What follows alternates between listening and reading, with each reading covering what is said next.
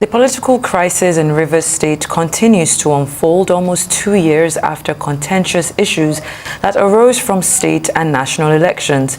Interventions for peace have been made and sadly frustrated by the comportment of major players in the conflict. The state governor, Similaye Fubara, and critically so, former governor and current minister of the Federal Capital Territory, Nyesom Wike, stakeholders in Rivers State are at a crossroads regarding what must be done to find a lasting solution to the crisis and for citizens of the state to begin to enjoy the dividends of democracy.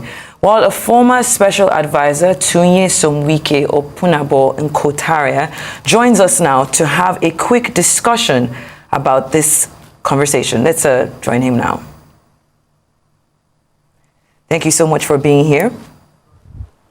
If you can hear me, Mr. Opunabo. Good afternoon. Okay, fantastic. Yes, I can hear you clearly. Good afternoon. Thank you for being here.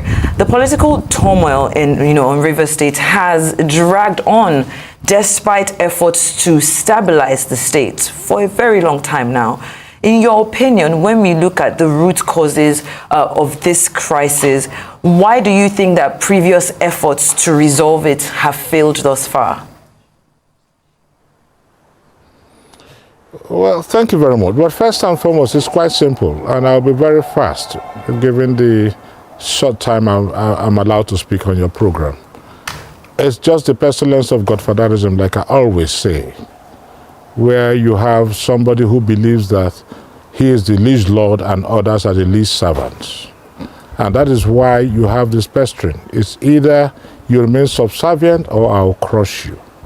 I'm talking of the FCT minister who himself has said he will continue to cause trouble, give the governor of Rivers State trouble in the state. Now let's look at the recent luncheon that took place in Rivers State. I think that was last week Saturday. I'm yet to fathom the whole importance of the essence of that luncheon. But you will agree with me that it has twin reasons. One, to wheedle Mr. President and the judiciary. I'm talking, when I say the judiciary, we are talking of now the Supreme Court. And also to cast aspersions on the governor. There he said, he referred to the governor as a serpent, which is infradig. We are talking of a sitting governor. You refer to him as a serpent. And you thank God that you were not poisoned by the serpent. And you ask yourself, then what will the likes of Rotimi Amechi, the likes of Odili, and the likes of former President Goodluck Jonathan say? They will also say, thank God we are not poisoned by you, because you betrayed all of them. Having said that, I really don't even want to dwell on that. Let us go into the nitty-gritty of the matter. We are talking of the defection. You see, I'm happy that the matter is before the Supreme Court because it's going to enrich our jurisprudence. And the Supreme Court will tell us at the end of the day, sensitize us to the actuality of the efficacy of Section 109 and 102. We will all wait for the Supreme Court judgment. Now you talked of defection. I listened to my brother, Magnus Abi, a sound mind, when he said he defected to another political party, probably the APC, from PDP to the APC, and his seat was not declared vacant.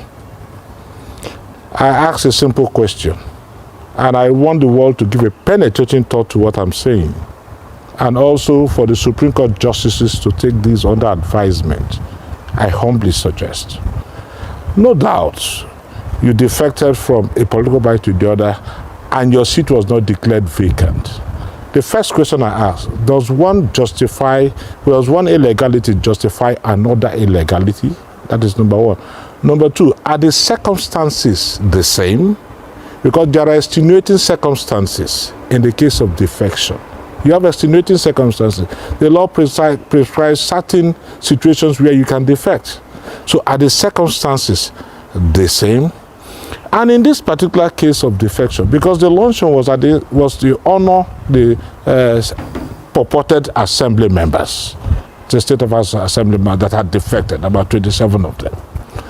Okay, now, for example, now, these assembly members were defected, and it was well celebrated. Tony Okocha said he tried to woo them, but they declined. I mean, that's mendacious. Because it was a public show.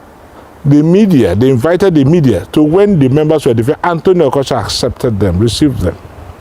Beyond Tony Okocha, Mr. President himself said that if new babies are born into his family, will he reject them? Referring to the defectors. Then again, they went to court and deposed to an affidavit as APC members. So it is now left for the 27 former assembly members to agree whether they should be tried for perjury or they should go with the consequences of defection. It's up to them. Because you deposed to an affidavit as APC members in court. You deposed to the affidavit. So the issue of procedural obligations, the issue of you have to write to the ward, the issue of you have to do this, those things are completely immaterial. Because you have deposed to an affidavit saying you're a member of the APC. So are you saying you lied under oath? So you go to court to explain that. And those are the issues we want the Supreme Court justice to also look into. Then again, Senator Magnus Abbey said something. He raised very salient points, I must tell you. Like I said, you can't take the issue of intelligence away from him. He said, you early principal members, for example, the Senate President also, must declare that seat vacant. Okay, we're in a situation where the principal members and other members defected. Who declares the seat vacant? That's why I say it's also going to enrich our jurisprudence. Who declares that seat vacant? Are we going to allow the legislative arm to be comatose? Will that not hamstring the function of governance in the state? These are the issues, burning issues that must be addressed. So because these other members, the principal officers defected, and in a situation where you also wrote to INEC to declare those seats vacant and also to conduct by-elections into those seats, and INEC declines for one reason or the other, are you going to say that we are going to bring to a halt the functions of governance? Because we all know the importance of the legislative arm in a democracy. We all know. It's a desideratum. So are you going to say right now that, okay, because this person is defected, therefore the legislative arm is now extinct? It can no longer function? Because the principal officers defected and there's nobody to declare their seats vacant? These are some of the burning issues that we need to address. And you're right. As for the assembly members, they have to tell us, they have to choose between perjury, because they deposed an affidavit, which is a public record. They have to choose between perjury and losing their seats. Well, there you have it. It's up to them. The choice is theirs. A very well laid out map of exactly what the issues are. I was thanking you for laying out exactly what the issues are. We are out of time, but we do want to thank you, former Special Advisor to Nyesom Wike, Opunabo Ino-Tariah. Thank you for coming in and discussing with us here on Newsday.